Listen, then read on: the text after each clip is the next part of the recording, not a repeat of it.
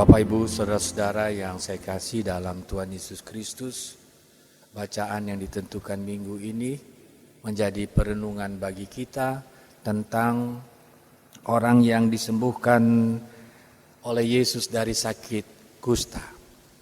Nah, perenungan minggu ini mengingatkan kembali saya waktu masih melayani di satu jemaat, di satu dusun yang agak terpencil, di satu lembah, di mana tempat itu menjadi tempat istilahnya pengucilan bagi orang yang terkena sakit kusta. Kebanyakan angkatan tua atau orang tua yang menderita, cukup banyak, lebih dari 10 orang. Perilaku mereka kalau masuk ke gereja, biasa mereka memilih untuk duduk bukan di dalam gedung kebaktian tetapi di luar.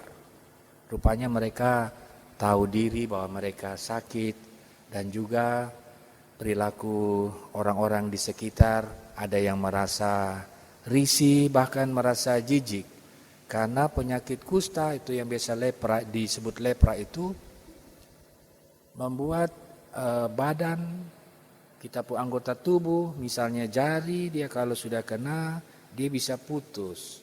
Bukan putus satu, kadang sampai buntung, lalu dibungkus dengan kain yang sudah kumal, dan kondisinya memang sangat parah. Atau kaki, bahkan hidung bisa putus karena sakit kusta. Itu membuat orang enggan mendekat. Sementara penderita juga merasa rendah diri. Mereka kadang lebih nyaman, merasa lebih baik tinggal di rumah saja. Nah, kekasih Tuhan, orang yang sakit kusta atau lepra itu biasanya tidak merasakan sakit ketika terluka, tergores, atau terbakar api pada bagian tubuhnya.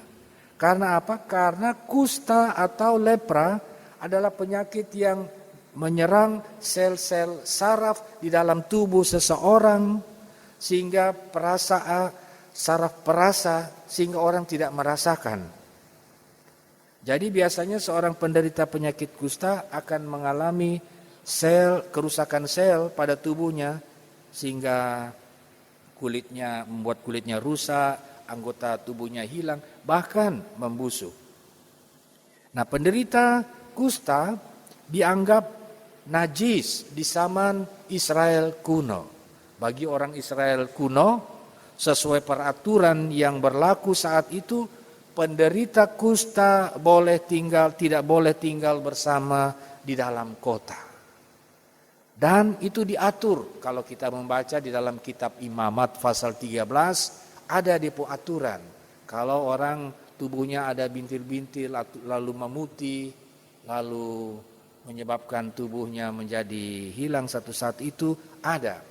Dan mereka harus melaporkan dirinya kepada para imam. Dan imam sendiri yang akan menyebut bahwa ini orang najis atau tidak. Nah, penderita kusta di zaman Israel kuno tinggal di tempat terpencil di bukit-bukit padang yang gersang.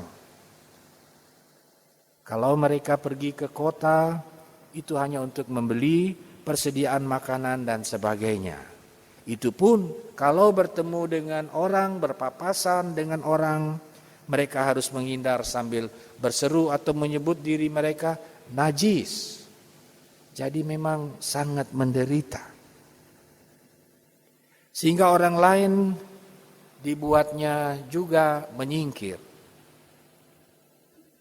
Tidak boleh bersentuhan dengan mereka. Karena jika bersentuhan atau bahkan hanya dengan bekas tempat duduknya pun secara agamawi dan secara sosial, orang lain boleh dikatakan turut najis secara jasmani dan rohani. Seperti itu cara pandang masyarakat Israel kuno. Kalau kita bandingkan dengan virus sekarang ini, kita jaga kita punya keberadaan, supaya kita tidak terkena yang namanya virus tidak terlihat dengan mata, karena gejalanya membuat orang tidak terlihat lalu membuat orang bisa mati seketika. Yang kita lakukan adalah kita menjaga diri, menggunakan masker, mencuci tangan, menyemprot dengan disinfektan. Kalau dulu memang obatnya belum ditemukan, penyakit kusta, yang menderita penyakit kusta itu dibiarkan kapan dia habis dan meninggal karena meninggal. Tapi sekarang obat sudah ditemukan khusus untuk penyakit kusta atau lepra itu. Nah, Bapak, Ibu, saudara-saudara kekasih Tuhan, sangat malang benar orang yang menderita kusta di zaman itu. Mereka menderita secara fisik, tubuh, ditambah lagi penderitaan secara aturan agama sosial, membuat mereka seperti tidak memiliki harapan lagi. Tetapi penderita kusta di dalam bacaan kita berbeda. Ini dia memiliki pengharapan.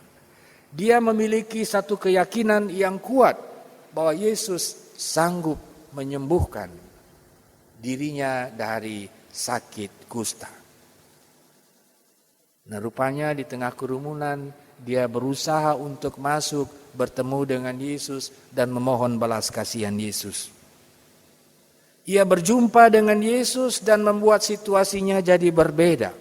Membuat pengharapannya tidak sia-sia. Mengapa? Karena Tuhan Yesus berbelas kasihan kepadanya. Dan Tuhan Yesus menyembuhkannya. Bahkan Bapak Ibu Saudara-saudara, bila orang-orang saat itu tidak berani menyentuh orang yang sakit kusta karena takut najis, Yesus berani menyentuhnya. Yesus tidak merasa orang ini harus dihindari dan dikucilkan. Dia memperlakukan orang kusta itu sebagai sesama manusia. Yesus menyentuhnya dan menyembuhkannya. Membuat kustanya hilang begitu saja. Sangat ajaib. Dan Tuhan, Bapak Ibu Saudara-saudara kekasih Tuhan, telah menyatakan tanda kuasanya di tengah kerumunan orang banyak. Tetapi di dalam ayat 4, Yesus justru memerintahkan orang yang baru sembuh dari kusta itu untuk melapor kepada imam sesuai dengan aturan atau tanda bahwa dia telah benar-benar pulih dari penyakitnya. Dan dia boleh dikembalikan lagi ke tengah masyarakatnya. Ini berkaitan dengan hukum Taurat. Berkaitan dengan peraturan-peraturan yang berlaku di masyarakat. Juga jabatan atau kedudukan imam saat itu terlihat Yesus sangat menghargainya. Dia tidak menghargainya. Ia tidak mengabaikannya. Karena itu dia menyuruh orang yang baru sembuh kusta segera menghadap imam. Dan ini memberikan pengertian kepada kita bahwa Tuhan Yesus datang ke dalam dunia ini tidak datang untuk membuang hukum Taurat dan kerajaan Allah di dalam perjanjian lama. Dia datang untuk memanggil orang lain, baik orang yang dianggap terkutuk, dianggap najis, dianggap berdosa, dianggap kafir, haram untuk berbagian di dalam kerajaan Israel yang baru, di dalam kerajaan sorga. Ia juga mau memperingatkan orang-orang Israel yang merasa bahwa mereka secara otomatis menjadi bagian dari kerajaan Allah. Tuhan Yesus peringatkan mereka bahwa mereka bahkan akan dibuang kalau tidak percaya, kalau tidak mengakui bahwa Yesus Kristus adalah Tuhan, Raja, dan Imam. Dia memperingatkan mereka bahwa tempat bagi orang-orang Israel akan diisi oleh orang-orang yang dianggap kafir dan berdosa. Mengapa? Karena iman mereka kepada Kristus, yang orang najis, orang kafir, orang terkutuk yang beriman kepada Kristus itu segera dipulihkan keadaannya. Membuat mereka tidak najis lagi, tidak kafir, tetapi telah disebut sebagai umat kepunyaan Tuhan. Iman kepada Kristus mengubah segala hal. Itu yang Yesus mau sampaikan sebagai pesan kehadirannya di dalam dunia ini. Bukan untuk satu golongan saja. Berlaku bagi semua orang yang penuh kerendahan diri di hadapannya, mengakui salah dan dosa, mau datang dan memohon penyembuhan.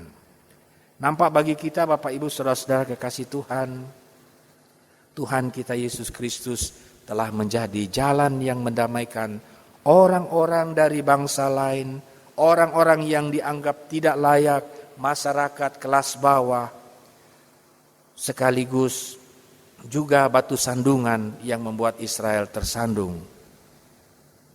Tuhan Yesus hadir untuk mereka.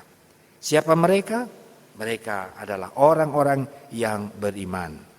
Orang-orang yang sadar akan kerendahan diri, sadar bahwa hanya karena belas kasihan Kristus kita dapat diterima oleh Allah.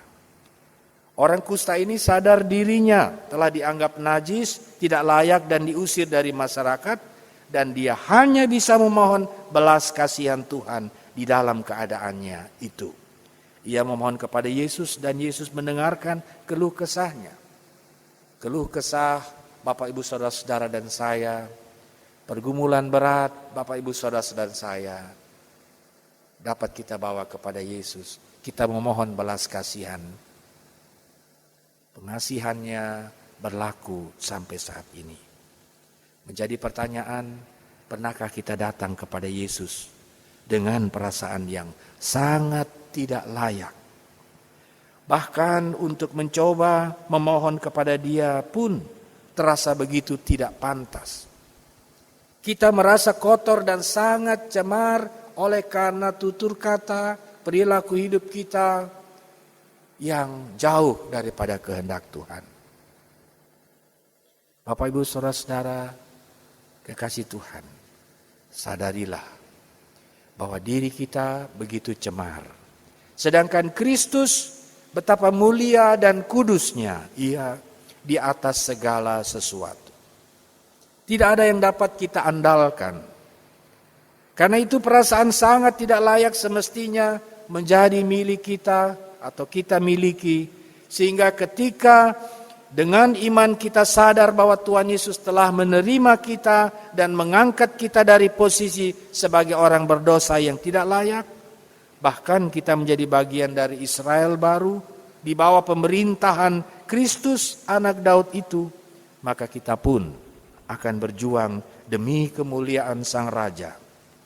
Lebih daripada mereka yang tidak sadar bahwa diri mereka tidak layak. Bapak Ibu Saudara-saudara, ini menjadi perenungan bagi kita di tengah pandemi COVID-19, di mana ada banyak orang yang mengalami kesulitan, terlebih kita dengan berbagai beban hidup yang menekan berat, dengan perasaan yang tidak menentu terhadap harapan di masa depan. Mari kita datang kepada Tuhan. Kita bawa keluhan, kita mohon belas kasihannya. Ia tidak tinggal diam. Tuhan Yesus tahu apa yang terbaik Ia lakukan bagi setiap orang yang mau datang dengan keberadaannya yang cemar, yang kotor, yang merasa diri tidak layak.